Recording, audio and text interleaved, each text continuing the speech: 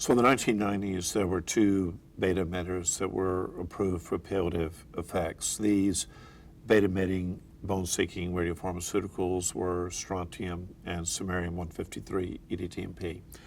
As it turns out, there were clear palliative effects, and that's why they were approved by the FDA, but there was no evidence of prolonging survival. And radium-223 is very different. It does prolong survival. You can give it repetitively instead of just once. And since the FDA approval, there's really been a widespread recognition that bone-targeted therapy can prolong survival. And I think that's really been a wholesale change. And pretty much the older palliative drugs, the strontium and samarium, have almost gone by the wayside. And in general, you want to be able to give a drug that makes people live longer and hopefully live better as well. And I think that radium provides that opportunity.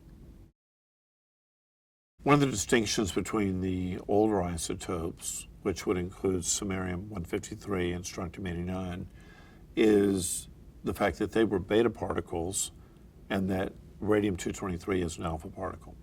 Now, that sounds a little bit like mumbo jumbo, but a beta particle is a really tiny little particle.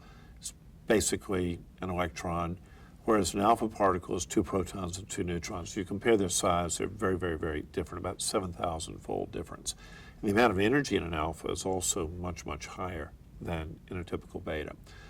Interestingly, however, the betas go through a lot of tissue, whereas the alphas go through very little tissue. And it turns out that you can radiate the area where the radium will bind to, but not radiate a lot more. And that's very advantageous because it spares the marrow. Interestingly, the older isotopes with the beta particles had much more marrow effects than radium-223, and the alpha particle just doesn't travel, and it doesn't hit the hematologically functioning bone marrow. So it's actually nice. You're able to hit the tumor, but not the bone marrow.